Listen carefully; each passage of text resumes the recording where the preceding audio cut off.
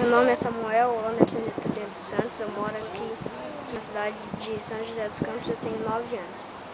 Estou no quarto ano, o que eu mais gosto na escola é matemática, eu aprendo fácil, não tenho dificuldade.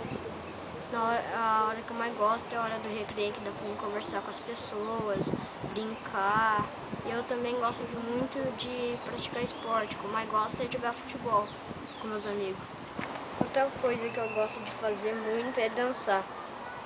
Falar em dançar, eu vou dançar uma música pra vocês.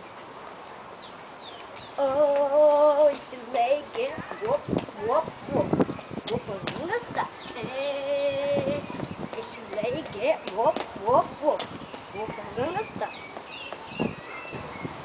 Eu assisto novela, eu gosto das novelas, a novela que eu mais gosto é Carrossel, e o meu personagem favorito é o Kokimoto, que é quase igual eu, também apronta um pouco. Eu gosto dele que ele apronta junto com o Paulo, faz travessuras.